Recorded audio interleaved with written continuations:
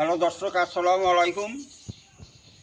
আমি বহুত একটা বিপাকে পড়া আপনাদেরকে বহুত দিন ভিডিও দিতে পারতাছি না, তো যার জন্য চ্যানেলটারও বহুত বেজাল হয়েছিল।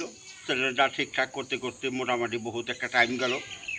তো এখন আপনাদেরকে একটা বস্তু না বহুত কমেন্ট আসছে আমার কাছে, তো এই বস্তুটা দেওয়া লাগে কি একজনে কয়েকজনে কমেন্ট করছে যে কি যেটা অশ্ব গুটি বেমার, শতকরা 95 জন মানুষেরই আছে যেটা কয় গুটি বেমার পায়, কেউ হয়তো পাইলস কয়। হ্যাঁ, তো গুটি বেমার যেটা পায়খানার রাস্তায় যেটা গুটি হয় রক্ত পরে, সেই বেমারটা কোন গাছের দ্বারায় ভালো হয়? আপনি শত শত রুগী চিকিৎসা করছেন, তো সেই গাছটা একটু দয়া করে আমাদের দিলে আমরা সেই গাছের উচলা করিয়া আমাদের বেমারটা আমরা ভালো করতাম। তো শতকরা 95 জনেরই এই পাইলস বেমার আছে, শরম করে কথাটা কয় না।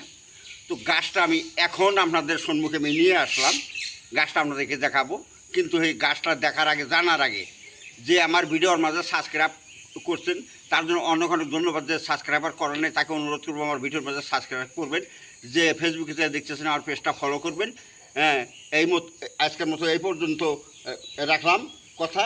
এখন আপনাদের কাছে এই তো গাছটা নিয়ে আসলাম, গাছটা দেখে যান ভালোভাবে।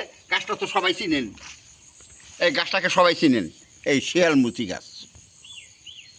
এই শিয়ালমুচি গাছটা সবাই চিনেন। এই গাছেরই উচিলা কইরা আপনার এই যেটা পাইলস বেমার, গুটি বেমার, পায়খানার রাস্তায় রক্ত পড়ে, এই বেমারটা আপনি ভালো করতে পারবেন। কীভাবে ভালো করবেন এখন আমার সাথে থাকেন, বিতংভাবে নিয়মটা বুঝে নেন। হ্যাঁ, এই যে দেখেন এর সাথে আরও একটা বস্তু লাগবে রে বাবু, এই যে যাকে কই আমরা ডালিম, বেদানা, একজন এক নামে ডাকে, কিন্তু ডালিম। ডালিমের কলি ফুল হলে ভালো হবে। যদি ফুল না পাওয়া যায় তাহলে কি করবেন, আপনি এই পাতাগুলাই নেবেন, এই যে পাতাগুলাই নেবেন, এই যে পাতাগুলাই উঠে নেবেন। আর কলি ফুল পান, ফুলেতে বেশ হয়, এই যে এরকম এই কলি পাতা নেবেন। আর যদি পারেন কলি ফুল যদি পারেন তাহলে ফুল নিলে আরও ভালো হবে।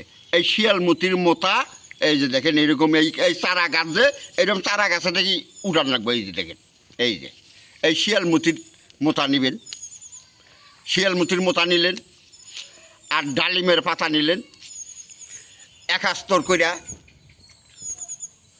মোথাটা ভালো করে দিলেন, দেহের এক আস্তর কইরা ভালো কইরা এটা পাঠায় পিসলেন। পাঠায় পিসা কী করবেন, এই ছোটো ছোটো ছোটো ছোটো করিয়া বটিকা বানান, মটরের সমান সমান করে বটিকা বানান। এই বটিকা সকাল বিকাল খান।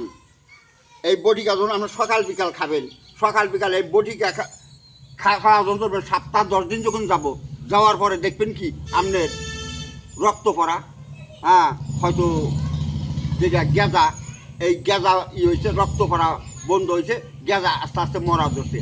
কিন্তু খাইতে লাগে দীর্ঘদিন, মোটামুটি আপনি নিম্নত 21টা দিন খাবেন এই ট্যাবলেটটা বানাইয়া। 21 দিনের ট্যাবলেট খাওয়ার পরে দেখবেন যে আপনার গেঁজা টেজা সমান হয়ে গেছে গা, হ্যাঁ, রক্ত পড়া বন্ধ হয়ে গেছে গা, আপনি মোটামুটি ভালো হয়ে যেতেছেন। যা হোক, এখন আজকের মতো আমি এই পর্যন্তই। আসসালামু আলাইকুম। হিন্দু বাবাজি নমস্কার। অন্যান্য জাতি আছেন, আন্তরিক ধন্যবাদ।